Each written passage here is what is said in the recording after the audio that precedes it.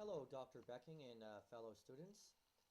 This is me, Murray, and I'm going to discuss with you a problem that most ESL and EFL teachers encounter, which is writing.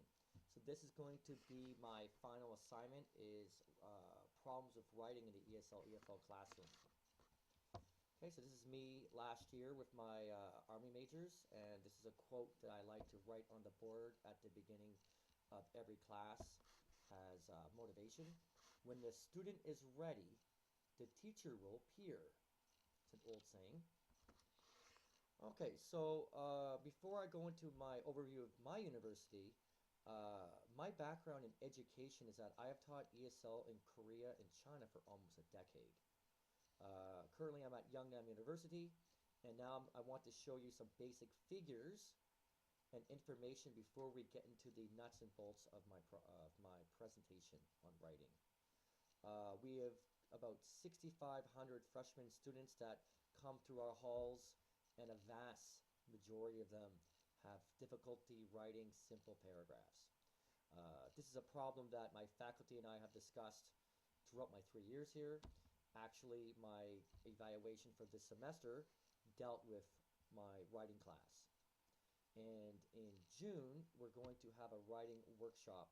And this is probably going to be an ongoing discussion throughout my tenure here at Yungnam University. Now, all 5 articles I got was from a fantastic website. It's called itesselj.org. It's a great resource for teachers in the ESL, EFL field. All papers and research are dedicated to ESL, EFL. So it gives my presentation more of a flavor, and each of these articles are very useful for my situation. Okay, so the 5 articles that I'm going to present to you are here, and they're all hyperlinked. What I'm going to do is for each slide, there's just going to be 3 or 4 bullet points of information that I gleaned from that I can apply to my situation. Now, most of these articles had some studies and research based on their classes. If you want to know more about that, I highly recommend you to click and read the articles. There's possibly something that each and every one of you can learn to use in the classroom.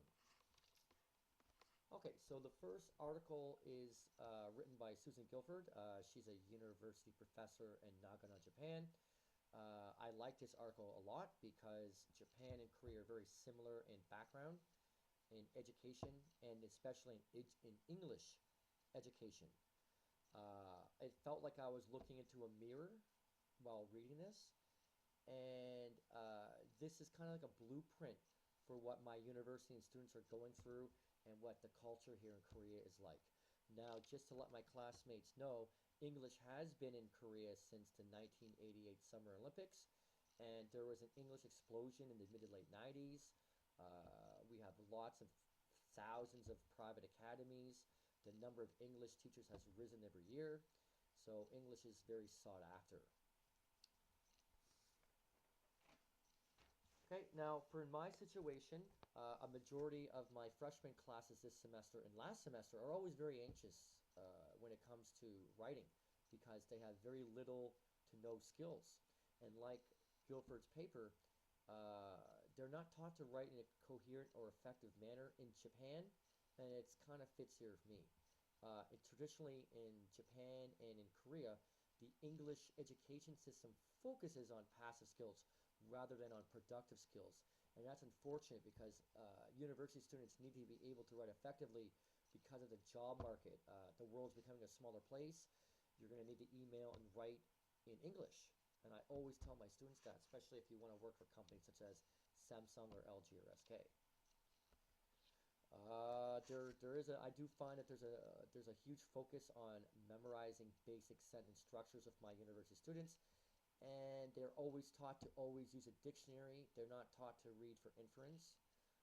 When my students arrive at university, they have little to no knowledge on crafting well-written paragraphs. Most of them actually have never written a paragraph in English before, which is the same as this article. The proposals that Ms. Gilbert wrote about still ring true in Japan, and they ring especially true here in Korea. You should have the students begin the writing process at an early age. I would recommend grade 3 or 4 in public school. I also think that you should hire teachers who have experience in freestyle compositions or experience in teaching writing in English. And there should be a standardized evaluation method for assignments. For us, we have a checklist of what our students have to have in their writing for their midterm and final exam. If they have all 5 or 6 of the points, they get full credit for this. Okay, so article number 2 is deals with the thematic patterning, and this is written about 10 years ago by a teacher in Spain. The focus of her paper was how to improve flow in her students' writing, which kind of coincides with my students. A lot of ESL and EFL writers lack awareness on how information should flow through the text, and it should be a cohesive piece of writing. Now, I notice for myself that my students in their sentences are grammatically correct, but there's no cohesion and the paragraph's not really coherent at the very beginning of the semester. So that's what I notice. And there doesn't seem to be any natural flow from point A to point B to point C. Given information is in the beginning and new information is at the end. Students have to realize that a coherent text is more than a series of sentences lined up together, but I think it's because cohesion is often neglected in language teaching because sentences are created in isolation. Okay, the thematic pattern is effective because, like English, given information is provided in the beginning, while new information is located at the end, so it moves the reader from given to new patterns, and it's structured effectively. And I think that this is something very useful that I could use in my classroom. Okay, it gives me another tool to put in my toolbox, and I hope to be able to apply this in the future. Now, article number 3 was written about 13 years ago by a teacher in Turkey. The focus of this paper was how to develop a 2-year writing course syllabus based on students' academic needs, and the focus of his paper was on freshman students. This is kind of similar to my situation. The only difference is that we don't have a 2-year writing course at Youngstown University. We have a 1-year writing course. And we meet our students twice a week. One class is dedicated to writing, while the other one is, one class is dedicated to reading, writing, and grammar, and one class is dedicated to speaking and listening. So you're going to notice slight differences between his article and what my situation entails. Now, the object of this paper was to find out students' linguistic and academic needs, writing habits, and learning strategies. One interesting fact about this paper was that the reading input that is included in the writing aspect shouldn't be too difficult for students. It should require more background knowledge on the subject and what the students have. It shouldn't be so difficult that students become frustrated. Also, for this paper, the teacher has his or her students for 3 hours of written instruction per week, which is 3 times more than myself. He thinks that exams should have essay-type writing because it demands knowledge and demonstration. For my students, they're much lower, so we just have it more reflective writing. The issues, students should be introduced to strategies such as revision, peer feedback, critical evaluation, and group work gradually. It should not be forced on them at the beginning of the semester. Lectures should also show the students the benefits of these concepts because the students in the paper in my classroom are not culturally inclined towards group work and critical evaluation. For Korea and Japan especially, they're not taught to think critically. They're taught as groupthink rather than individual think. And it's in the language and the culture here in South Korea. So I thought that this is interesting. Also, summarizing and paraphrasing are difficult skills to acquire because they are not emphasized in Korea. So this is something that I have to work on. Okay, article number 4 was written about 15 years ago from Julia Gosevilla, and she's a PhD student in Arizona. Her paper discusses the benefits of peer review because it helps students establish a closer connection between reading, writing, and critical thinking. I 100% agree with this. I do peer review at the last half of my second class in the reading, writing, grammar part, and I really, really like it. I think my students become more familiar with basic writing concepts, and I think it helps them with their developing their writing skills. Okay, so Julia mentions that the development of literacy involves development of reading and writing as conjoined activities with shared cognitive processes that shape each other and are affected by the context in which they occur. So basic what that means is that you need both skills. They can't be taught in isolation. Content and organization are the main areas that were improved after peer reviews in her paper, and I will agree with that.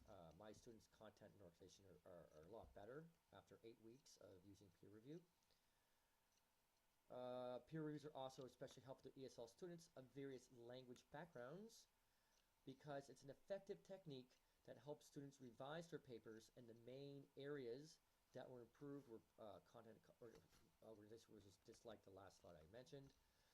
Her paper had some information about 2 of her freshman classes and what their views were on peer reviews. The feedback was great. It mentioned that their students felt more confidence, and they thought the peer review was very useful in their compositions. They also felt that the writing quality improved dramatically, and it helped to become critical readers and independent thinkers. Now, one important point that she mentions that as teachers, we should avoid personal comments on liking or disliking a piece of writing. And it's important for us to raise students' awareness of writing because it's a very important skill and it's integral to becoming a critical thinker. The last article that I would like to use for my presentation deals with CALL, which is shorthand for Computer Assisted Language Training. This is written in 2000 by Kevin Cunningham. He's a teacher at a junior college in Osaka, Japan. I once taught at a junior college here in Korea. Basically, what he would like is he thinks that students should use computers to help them through writing skills. For myself, I have thought about having my freshman students revise their 3 best papers and send them to me electronically through our university portal. But it's haphazard at best, and I want to make sure that I have all my T's crossed and I's dotted before I implement this. So I'm looking at doing this possibly next semester. And this also as well, this article gave me some bullet points to bring up at the end of semester meeting, which we're going to have the first week in June, about the progress of our students when it comes to writing. He believes that with CALL, it helps ESL students become better writers. He thinks that language learning takes place most effectively in social settings through communication. He also says that the learners must be communicating about something real and interesting to make it more effective.